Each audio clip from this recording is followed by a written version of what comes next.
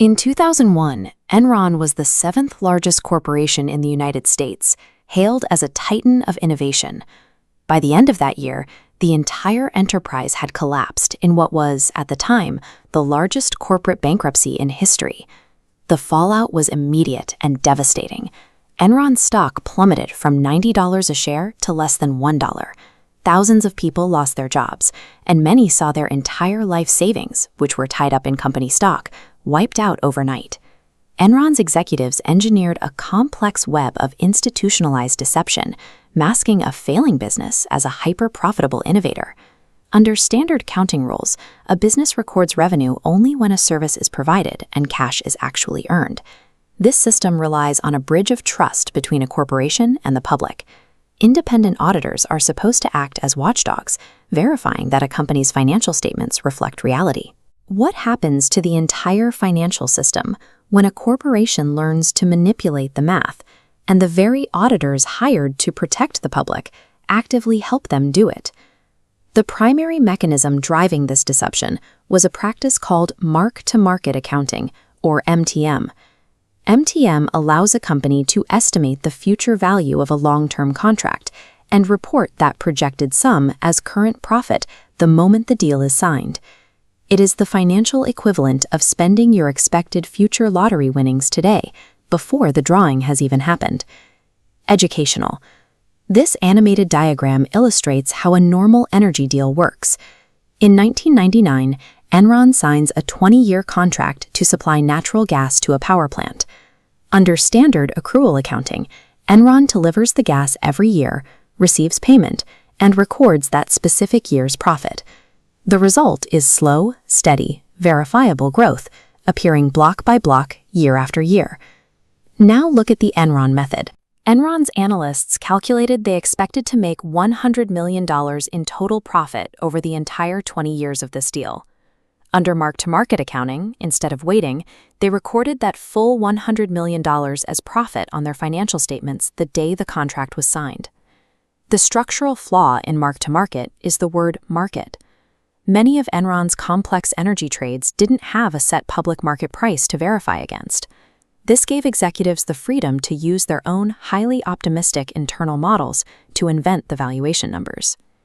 This graphic shows the inevitable reality gap.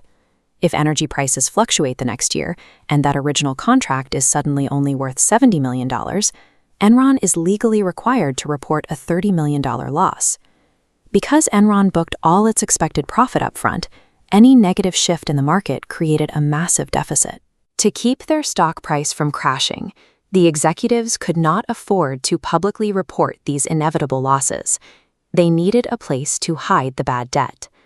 The solution to hiding these losses came from Chief Financial Officer Andrew Fastow.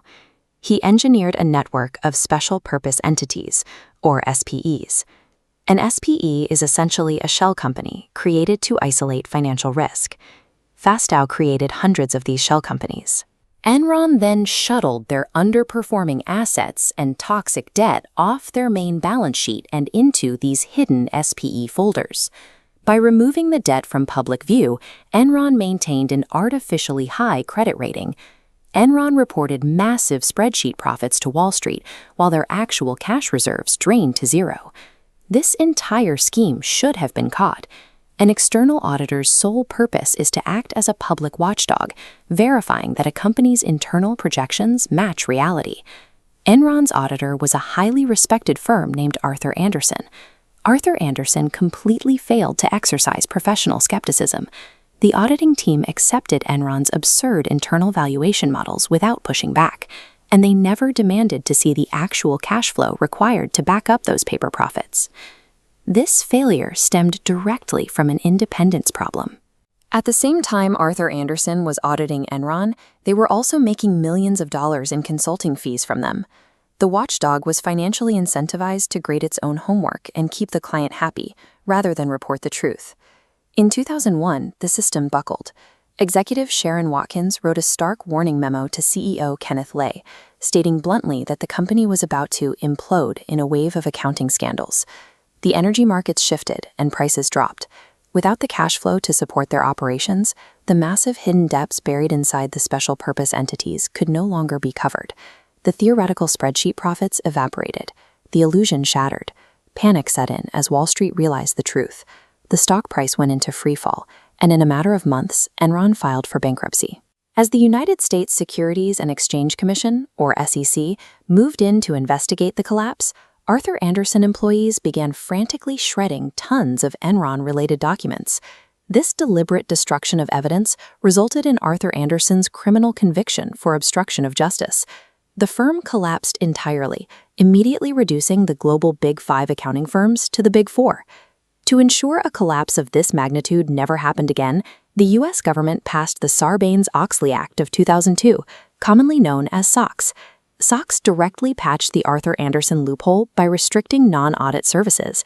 Today, accounting firms are strictly forbidden from providing lucrative consulting services to the specific clients they are hired to audit. The law also established strict executive accountability. CEOs and CFOs can no longer claim ignorance of the math.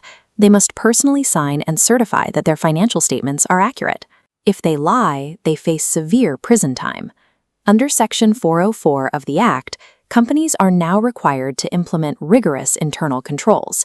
Every penny must be tracked through systems verified by auditors, making it nearly impossible to hide debt in off-book shell companies. The Enron scandal remains the benchmark for corporate fraud because its collapse exposed the extreme fragility of the market's foundation. This breakdown of trust forced the creation of the rigorous financial safety nets that investors rely on today.